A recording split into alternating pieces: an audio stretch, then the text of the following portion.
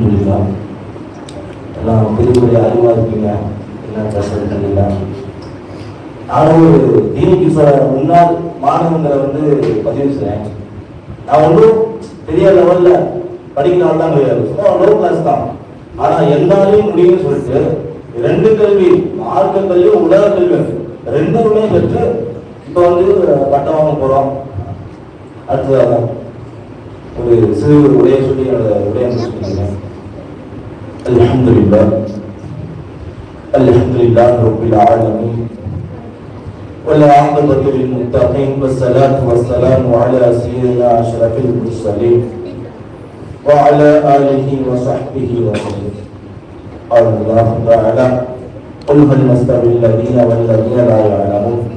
صدق الله العظيم. وقال رسول الله صلى الله عليه وسلم خيركم من تعلم القرآن وعلمه. صدق النبي صلى الله عليه وسلم. அல்லாஹ்வுக்கு உண்டாகுமாக. ஸலாத்தும் ஸலாமும் ஆறுல் நாயகம் பெருமானார் ரசூலுல்லாஹி ஸல்லல்லாஹு அலைஹி வஸல்லம் அவர்கள் மீது உண்டாகுமாக. இன்னும் குறிப்பாக மஜ்லிஸ் அமர்ந்திருக்கும் நம்மவர் மீது உண்டாகுமாக.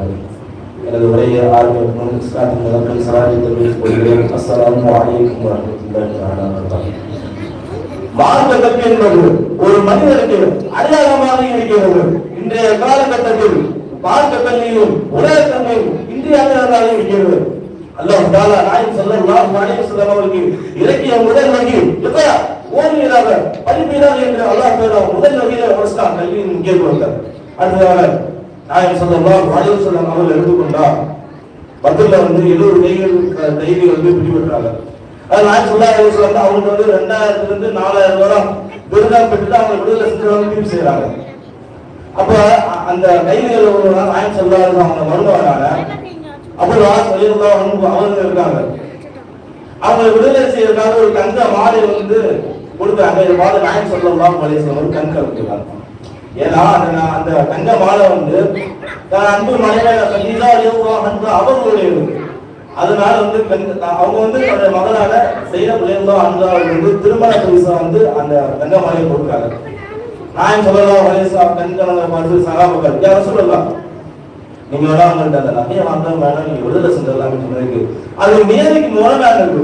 வெறும் அவங்க நாயகம் ஸல்லல்லாஹு அலைஹி வஸல்லம் அவங்க முன்னே வார்த்தையை கவனிக்க, அந்த எதிரிகள் அந்த கைதிகளில் கல்வியர் உடையவர் அவர்கள் நம்முடைய சிறுவர்களுக்கு நம்முடைய 10 சிறுவர்களுக்கு எழுத படிக்க கற்றுக் கொடுத்தால் அவர்கள் விடுதலைக்கு வரலாம் என்று கூறினார்கள்.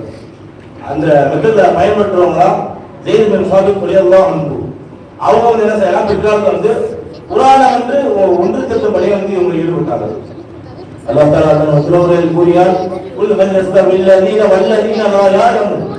நபியே நீங்கள் கூறுவீர்கள் அறிந்தவர்களும் அந்த கல்வியை அறிந்தவர்களும் அறியாதவர்களும் சமமானவர்களாக என்று. ஒரு கல்வியை கற்றால் அவர் சிறப்புக்குரியவராக ஆக முடியும். நாயகம் ஸல்லல்லாஹு அலைஹி வஸல்லம் அவர்கள் கல்வியை கற்கும் மாணவர்களின் சிறப்பை பற்றி கூறுகிறார்கள். எவர் அல்லாஹ்வுடைய பாதையில் இல்மை கற்க செல்கிறாரோ அவர் அல்லாஹ் சொர்க்கத்தின் பாதையில் அழைத்து செய்கிறார். அது மட்டுமல்லாமல் வானத்திலும் வானம் மற்றும் பூமியில் அனைத்து வஸ்துகளும் அவர்கள் இஸ்திக்பார் பாவ மன்னிப்பு கேட்கின்றனர். இன்னும் அது மட்டுமல்லாமல் கடலில் வாழ் மீன்கள் முதற்கொண்டு அவருக்காக இஸ்திக்பார் செய்கின்றனர். இன்னும் அவர் கூறுகிறார்கள், எந்த ஐயான் இல்லை கற்பதற்காக அல்லாஹ்வுடைய பாதையில் செய்கிறாரோ அவர் அல்லாஹ்வுடைய பாதுகாப்பிலே இருக்கிறார் என்று நாயகம் ஸல்லல்லாஹு அலைஹி வஸல்லம் அவர்கள் கூறுகிறார்கள்.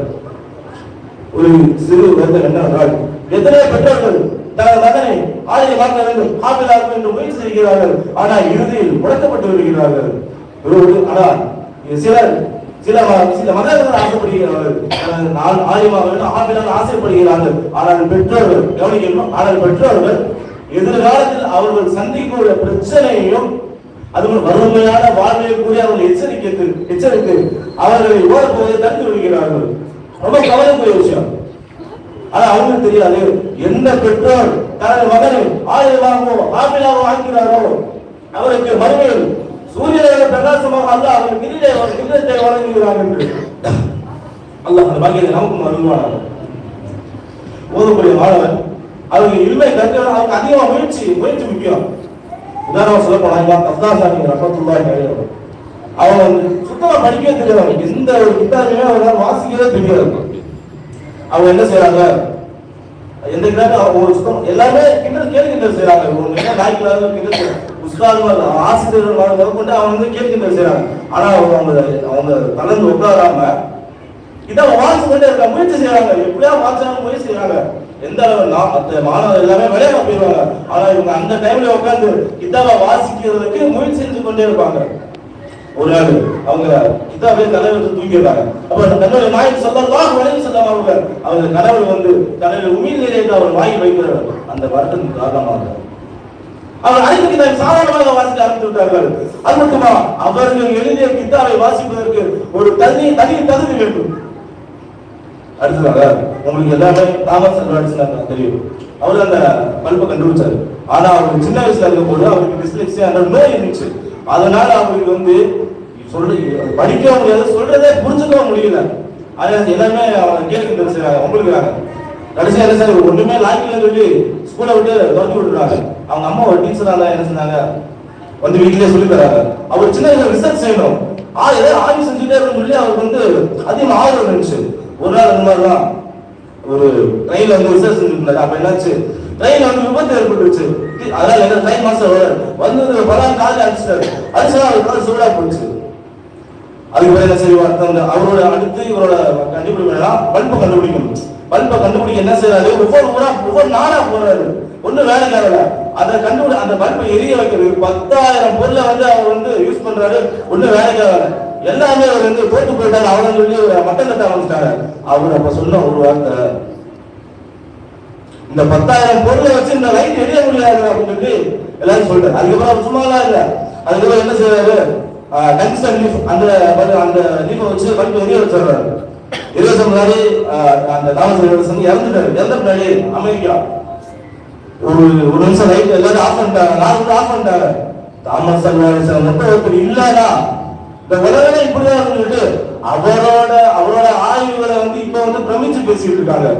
ஆக ஒரு போதக்கூடிய மாணவனுக்கு எல்லா கற்கணும் சும்மா இனிமே வந்துடாரு. அதற்காக அதிகமாக முயற்சி செஞ்சு கொண்டே இருக்காரு. கலியமுத்தி ஐபிஎஸ் அவர்கள் சொல்றாரு, முயற்சினா நம்மளால முடிஞ்ச அளவு செய்யற முயற்சி இல்ல, அந்த விஷயம் முடியாத செய்யறது அதான் முயற்சி. அந்த முயற்சியை வந்து நீங்க மேற்கொண்டீங்கன்னா வாழ்க்கையில் வெற்றி பெறலாம் சொல்லி சொல்றாங்க. அவர் நாமும் முறையான பயனுள்ள இன்மை கற்று இம்மையிலும் மறுமையிலும் வெற்றி பெற வல்ல அல்லாஹ் உங்களுக்கு தௌஃபீக் செய்வானாக. வாஹிரு தஅவானா அல்ஹம்துலில்லாஹி ரப்பில் ஆலமீன். அஸ்ஸலாமு அலைக்கும் வரஹ்மத்துல்லாஹி தஆலா வபரகாத்துஹு.